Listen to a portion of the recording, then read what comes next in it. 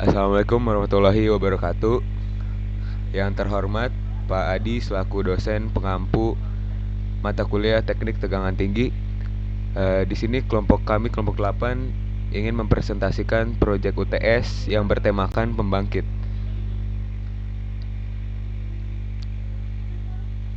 Baik, untuk anggota kelompoknya sendiri ada Muhammad Ridho Santoso dengan NIM akhir 07. Selanjutnya ada Aflak Ramadan dengan NIM akhir 037. Selanjutnya ada Delvino Davi Pratama dengan NIM akhir 040. Selanjutnya ada Muhammad Rafi dengan NIM akhir 070. Dan ada Rizky Asnur Ramadan dengan NIM akhir 073.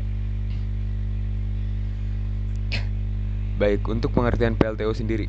PLTU atau pembangkit listrik tenaga uap merupakan sistem pembangkit listrik yang dimana mengubah suatu energi kimia dari batu bara menjadi energi listrik melalui proses pemanasan air yang menjadi uap dengan memiliki tekanan tinggi.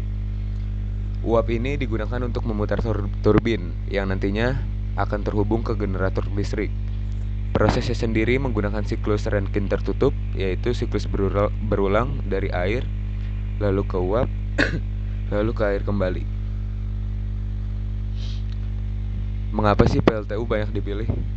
PLTU atau pembangkit listrik tenaga uap banyak dipilih karena beberapa alasan.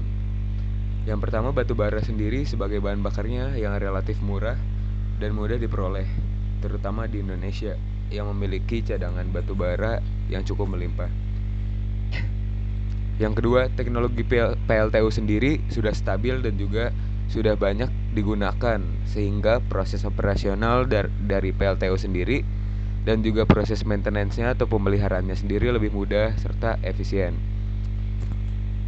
Dan yang terakhir, yang ketiga, PLTU sendiri mampu menghasilkan daya listrik dalam jumlah besar dan juga kontinu atau berkelanjutan, sehingga cocok digunakan untuk memenuhi kebutuhan energi dalam skala nasional. Selanjutnya akan dijelaskan mesin dan komponen utama PLTU.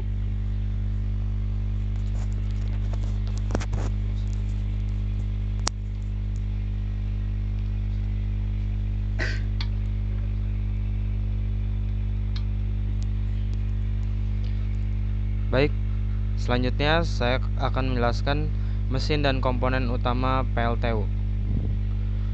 Komponen utama pada PLTU ada 5. Yang pertama yaitu boiler atau ketel uap, yang kedua turbin uap, yang ketiga generator, yang keempat kondensor, yang kelima pompa dan deaerator. Selanjutnya, mesin dan komponen utama yang pertama yaitu boiler atau ketel uap. Boiler atau ketel uap adalah bejana besar di pembangkit listrik tenaga uap atau PLTU yang berfungsi mengubah air menjadi uap bertekanan tinggi melalui pembakaran bahan bakar seperti batu bara. Mudahnya, boiler pada PLTU ialah tempat pembakaran batu bara untuk menghasilkan panas tinggi. Panas digunakan untuk mengubah air menjadi uap bertekanan tinggi.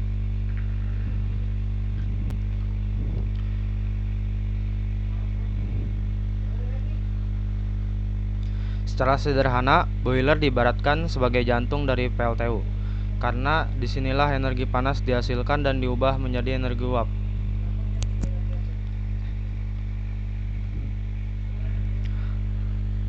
Batu bara yang telah digiling halus dibakar di ruang bakar atau furnace dengan bantuan udara panas. Hasil pembakaran ini memanaskan pipa-pipa air yang mengelilingi ruang bakar, hingga air dalam pipa berubah menjadi uap kering atau superheated steam dengan tekanan sangat tinggi. Uap inilah yang nantinya akan mengalir menuju turbin untuk menggerakkannya. Boiler juga dilengkapi dengan beberapa komponen pendukung, seperti economizer yang digunakan untuk memanaskan air sebelum masuk ke boiler, superheater untuk menaikkan suhu uap agar kering, dan air preheater untuk memanaskan udara pembakaran agar efisiensi meningkat. Tanpa boiler, sistem PLTU tidak akan bisa berfungsi karena seluruh proses pembangkitan energi dimulai dari sini. Baik, selanjutnya akan dijelaskan oleh teman saya.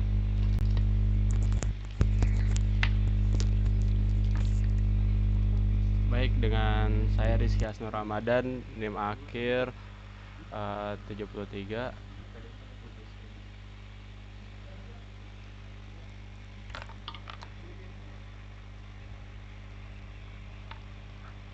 Oke. Selanjutnya terdapat komponen yaitu turbin uap, yang dimana pada turbin uap sendiri memiliki fungsi yaitu komponen kurasial yang bertugas sebagai mengubah energi panas dan tekanan tinggi dari uap menjadi energi mekanik yang berupa putaran. Pada turbin uap sendiri, energi panas yang diubah menjadi energi mekanik seperti putaran turbin uap sendiri terdiri dari berbagai bagian. Yang pertama, ada casing yang berfungsi sebagai pelindung dari tekanan tinggi. Selanjutnya ada rotor yang berfungsi menerima dan mengubah energi uap. Selanjutnya ada bearing dengan menjaga kestabilan pada putaran. Selanjutnya ada nozzle di mana pada mempercepat aliran uap. Selanjutnya ada seal yaitu mencegah pada kebocoran, dan yang terakhir ada clutch yaitu penghubung dengan generator. Selanjutnya adalah generator. Generator sendiri memiliki peran sebagai sistem energi mekanik yang dihasilkan pada turbin yang selanjutnya berputar dan diteruskan ke komponen berikutnya yaitu generator. Generator sendiri memiliki fungsi utama mengubah energi mekanik menjadi energi listrik dengan dari turbin uap menjadi energi listrik melalui prinsip induksi elektromagnetik, yaitu rotor berputar di dalam medan magnet yang dihasilkan oleh kumparan stator dengan digerakkan oleh turbin untuk mengubah energi mekanik menjadi energi listrik melalui induksi elektromagnetik.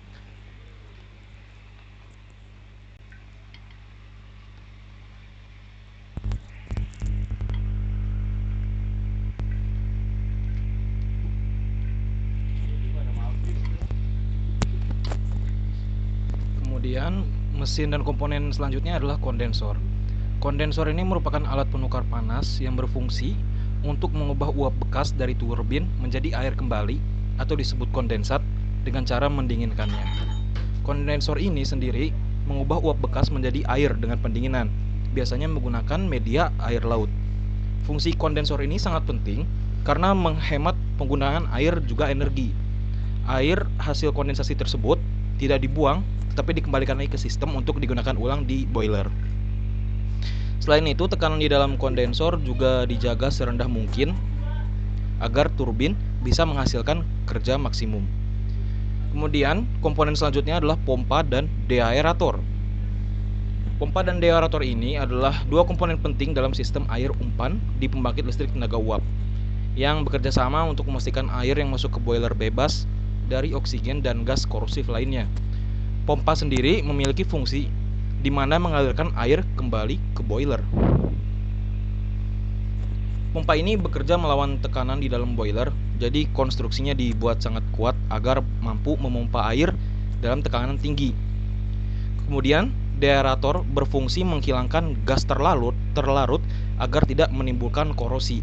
Contoh-contoh gas yang dihilangkan adalah seperti oksigen dan juga karbon dioksida yang bisa menyebabkan korosi yang timbul di pipa dan komponen logam di sistem PLTU.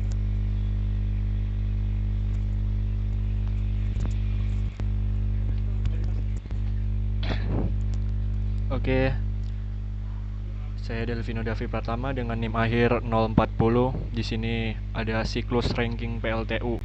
Untuk siklusnya itu yang pertama pembakaran batu bara, kedua pembentukan uap, ketiga pemutaran turbin, keempat pembangkit listrik, 5 pendingin uap, dan 6 sirkulasi ulang. Atau bisa seperti PLTU ini berdasarkan prinsip siklus Rankine yang merupakan siklus termodinamika yang mengubah energi panas menjadi energi mekanik lalu menjadi energi listrik. Pada tahap awal, bahan bakar atau dominannya batu bara dibakar di dalam boiler, menghasilkan energi panas yang tinggi. Panas ini digunakan untuk memanaskan udara dalam pipa boiler sehingga berubah wujud menjadi uap, bertekanan tinggi dan bersuhu tinggi.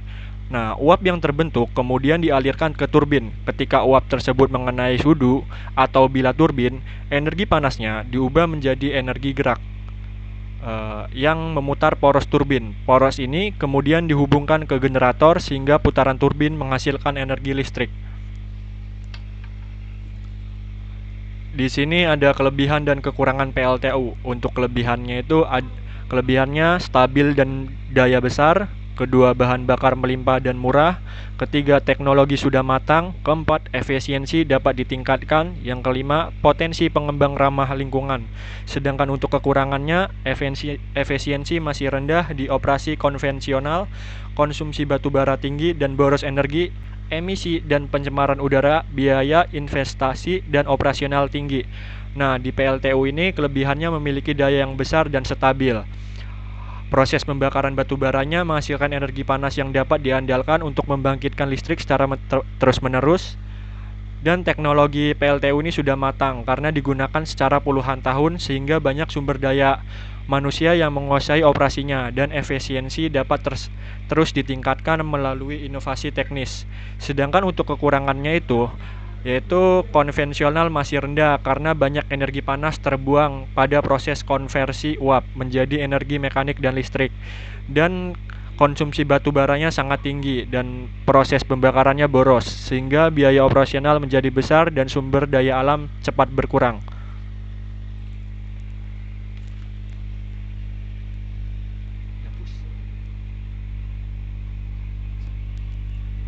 Oke, sekian presentasi dari kelompok kami. Kurang lebihnya mohon maaf.